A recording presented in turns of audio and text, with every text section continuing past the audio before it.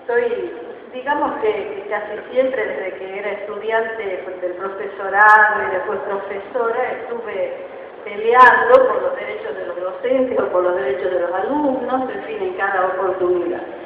Y después vine acá a Buenos Aires, estuve en el exilio, estuve presa, después estuve en el exilio, en España, y cuando volví empecé a trabajar en las abuelas de Plaza de Mayo porque tengo dos hermanas desaparecidas y una de ellas estaba embarazada de 8 meses y su bebé nació en cautiverio y todavía no lo hemos encontrado. Después, hace 2 años, me fui de las abuelas por estas cosas que a veces los caminos de la vida llegan a una cosa sellada y tienen que doblar, ¿verdad? Hacer un desvío. Y ahora estoy trabajando en una institución que se llama Plataforma Interamericana de Derechos Humanos, que trabaja en 16 países de Latinoamérica y se dedica especialmente a defender y a difundir los derechos económicos, sociales y culturales, y también ambientales. Y dentro de todo este campo, lo que es la parte argentina, que se llama Capítulo Argentino, trabaja temas como la niñez, la trata de personas, que es el tema que más se trabaja, las migraciones, también la parte de tierra y territorio referida a los pueblos originarios, bueno, todo lo que se refiere a los derechos económicos, sociales, culturales y ambientales. Hago lo que puedo en estos lugares y también estoy en un grupo de la parroquia con mis compañeros que se llama En Memoria del Pueblo, que traemos a la memoria y al corazón de los fieles de la parroquia de la Santa Cruz el recuerdo de los mártires de América Latina, que son cientos de miles de personas que porque querían luchar, porque creían que se podía construir un mundo distinto, que querían luchar por sus compañeros, por sus semejantes, eran perseguidos, asesinados, torturados o aprisionados. Y nosotros los recordamos porque creemos que son un ejemplo, que aunque haya terminado mal su vida, no quiere decir que nosotros no vamos a hacer lo mismo tratando de que alguna vez termine bien. Bueno, con respecto al tema que nos ha traído hoy, ustedes ya sabrán el 24 de marzo y todo eso, ¿verdad? Lo importante es que ustedes tengan en cuenta esto. El 24 de marzo no es que apareció la dictadura así de la nada, ¿no es cierto? Como si fuera un ovni. No, esto ya se venía preparando desde hacía mucho tiempo. En la Argentina, desde el año 30, las Fuerzas Armadas, movidas por los que las mandan a ellos, que son los poderosos, habían ya casi desfocado a casi todos los gobiernos, menos a los primeros gobiernos de Perón. Y entonces estaban como acostumbrándose a sentarse en el sillón presidencial sin que nadie los eligiera para que se sentaran ahí. Entonces cualquier gobierno que hiciera algo en favor del pueblo era derrocado. Y ellos se sentaban en los sillones del presidente. Eso pasó antes, pasó desde el 30, pasó con Onganía cuando participó en la usurpación del poder al doctor Ilía, que era una persona correcta, que entró pobre y se fue pobre del gobierno, que quiso hacer cosas buenas para el país y por eso lo golpearon. Y Onganía creyó que se iba a quedar para siempre, pero le falló porque aquí en la Argentina hay un pueblo resistente, estudiantes, trabajadores, profesionales, no se los puede convencer así con sitios de colores, ¿no? Exigen y llegó el momento en que se tuvo que ir también Onganía, después de hacer muchas barrabasadas, no vayan a creer que no hizo nada. Bueno, así se fue preparando, aparte, en la Escuela de las Américas se habían formado a los militares de toda América Latina para que sepan torturar, secuestrar y todas esas cosas. Y para que se les mete en la cabeza que ellos eran los que tenían que mandar.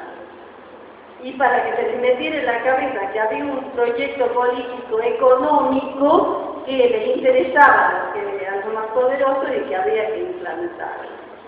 Después de eso, los militares argentinos trajeron unos sinvergüenzas generales franceses que habían trabajado en Argelia, que habían cometido cosas horribles, y eso también los prepararon acá para cosas malas, no les enseñaron nada bueno. Así que ya estaban preparándose. Y después vino la doctrina de la seguridad nacional, creada en Estados Unidos, que en un momento dado casi suplantó a nuestra Constitución, ¿no? ¿Qué decía esa doctrina? Que había que combatir el comunismo. ¿Quiénes eran los comunistas? Todos los que no pensaban como ellos, aunque fueran cristianos, aunque fueran nada de políticos y todo, pero si no pensaban como ellos, eran comunistas. Entonces había que perseguirlos, encarcelarlos, etc. El 24 de marzo, lo que se hizo es legalizar algo que ya se venía haciendo, que lo estaba haciendo la AAA, que era una entidad parapolicial que habían creado en el gobierno de Isabel Perón, uno que se llamaba López Rega, que decían que era medio mago, no sé qué, era un cabo de la policía que de pronto vino comisario, fue ministro, fue todo. Muchas veces nosotros, el pueblo argentino, comete el error de aceptar eso, de que cualquier tipo que no sirve para nada, más que para hacer daño, llegue a ser ministro o algo. Bueno, entonces ellos, el golpe, los militares, estos que hicieron el golpe, eran parte del gobierno de Isabel Perón, no eran gente que vino a decir, ay, esto no sirve para nada, no, ellos eran parte del gobierno. Y de adentro le usurparon el poder, la pusieron presa, bueno. Y después se quedaron, y el 24 de marzo, ¿qué hicieron? Usurpar el poder primero y segundo, legalizar toda la represión, el asesinato, todo lo que hacían antes la AAA, lo pasaron a hacer las tres fuerzas. O sea, la AAA se convirtió en las tres fuerzas, Marina, Ejército, Aeronáutica. Y la policía y las otras fuerzas bajo el mando de estas otras, porque era el más importante. Yo estuve presa en la Rioja y el jefe de la cárcel era un gendarme que los odiaba a los militares y les decía a sus soldados, cuando vengan los rebeldes, ustedes no les den corte porque ustedes le tienen que obedecer a mí. Nada de eso, nosotros hacían lo que querían con ellos. Bueno, ese es el 24 de marzo, ustedes ya habrán hablado mucho de eso, sabrán todo lo que pasó, sabrán todas las aberraciones, los actos terribles, vergonzantes, repudiables que cometieron, ¿no es cierto? Donde a la gente se la sacaba de su casa, se rompían las puertas, se la llevaban arrastrando. Lograron que los vecinos de esas personas, por ejemplo, supongamos uno vivía en una casa, venían estos, tiraban la puerta abajo, se llevaban a los jóvenes arrastrando, y los vecinos que eran sus amigos, que los conocían, no podían decir nada del terror, porque esto fue la implantación del terrorismo. El Estado Nacional, de ser un Estado normal, más o menos normal, pasó a ser un Estado terrorista, en donde había que tener a la gente muerta del terror, porque el terror paraliza. El terror paraliza, y las personas que tienen terror no hacen nada, no pueden hacer nada para defenderse.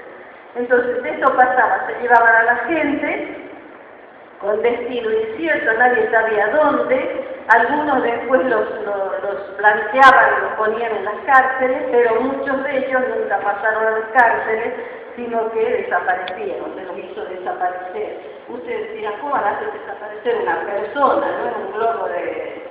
¿No es cierto? Una persona tiene entidad, según Videla no tenía entidad, pero bueno, toda persona tiene entidad. Y sin embargo ellos quieren hacerla desaparecer, matarla y esconder su cuerpo. Y eso no es una mentira, te lo puedo decir yo que tengo dos hermanas desaparecidas, una de ellas con su marido, sus cuerpos ya fueron encontrados. A ellos lo fusilaron porque tienen las vértebras rotas por la espalda y los enterraron como NN, o sea, sin nombre, en el cementerio de Avellaneda. Y el equipo argentino de antropología forense, que son los científicos que se dedican a esa noble misión de devolver la identidad a estos NN, encontró muchos cuerpos, entre ellos los de Tina y Cacho, y los identificó y nos los entregó a los familiares. Entonces, aunque algunos decían, no, es mentira, ¿cómo lo van a matar? Andan en Europa, ahí viajando, qué sé yo. Muchos, entre ellos mi hermana y mi cuñado, son testigos, sus huesos, son testigos de que los mataron y los enterraron sin nombre. Esa era una de las cosas que hacían. ¿Qué otra manera tenían de matar a la gente? Tirarla desde los aviones al río. ¿No es cierto? ¿Qué otra manera? En Campo de Mayo los quemaban. Primero empezaron por quemarlos, después por enterrarlos como NN y también tirarlos al mar, al río. No solo acá, sino en Córdoba y en otros lugares donde había agua. Bueno.